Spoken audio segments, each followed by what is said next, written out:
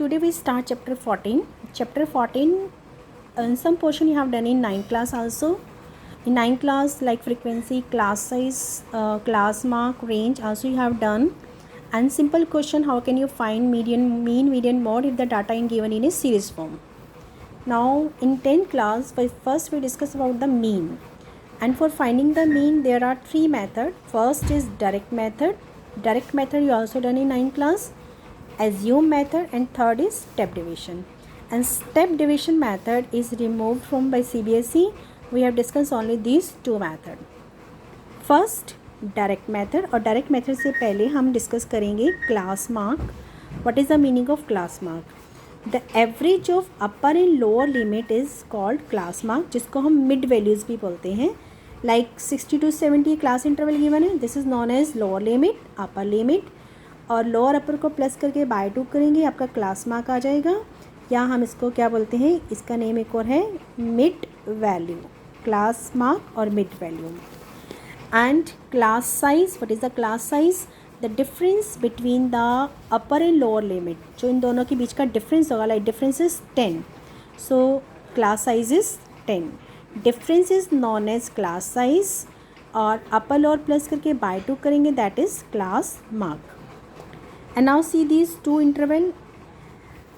इस इंटरवल में आपको 55 to 59, then 60 to 64, जो आपके इंटरवल में अपर और लोअर लिमिट को ध्यान से देखो. फर्स्ट का जो अपर लिमिट है और जो सेकंड का लोअर लिमिट है वो सेम नहीं है.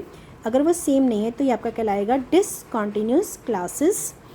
और 55 to 60, 60 to 65, 65 to 70 आपका कहलाएगा कॉन्टीन्यूस क्लासेस. अगर आपका डिसकंटिन्यूशन में होता है तो हम इसमें 0.5 प्लस माइनस करते हैं. पर मीन निकालने के लिए अगर आप डायरेक्ट मेथड निकाल रहे हो तो वो करने की ज़रूरत नहीं है, क्योंकि हम ऑलरेडी इसमें क्लास मार्क निकाल लेते हैं. First discuss about how can you find the mean using direct method. Direct method also you have done in 9th class, but in 9th class class interval is not given, only directly mid values is given. But now in this question class intervals are given. Listen, in this question this is the class interval and this is the frequency. This table is given. I have taken one example. Class interval given है and frequency given है, और हमने इसमें निकालना है mean using direct method. First you write this table like in a column wise. First you write down class interval, frequency, and next column, third column आप prepare करेंगे mid value और class mark. And how can you find the mid value? Direct method से निकालने के लिए first column mean निकालने के लिए चाहे आप डायरेक्ट से निकालो या अज्यूम से निकालो या स्टेप से निकालो, first step is you find mid value यानी क्लास मार्क. उसके लिए लोअर अपर प्लस करके बाय 2 कर दो. 15 + 25, 15 + 25 is 40, 40 by 2 is 20.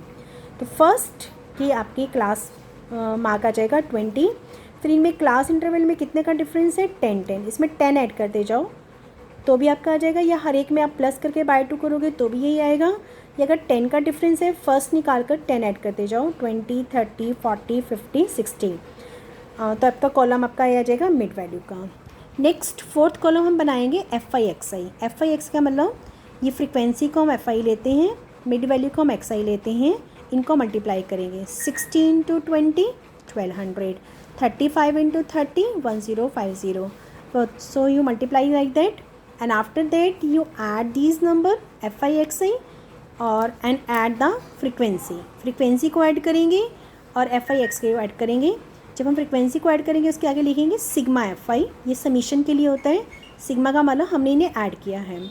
FI X को ऐड करेंगे और ये आपका फॉर्मूला हो जाएगा mean sigma FI XI by sigma FI.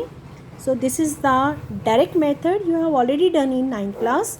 But only one difference is there in 9th class. In place of class interval directly x values is given. Now x की जगह पे आपको class interval given है, तो class interval से पहले आप x find करेंगे, फिर इन्हें multiply करके इन दोनों को divide करेंगे. This you can find mean. This is the direct method.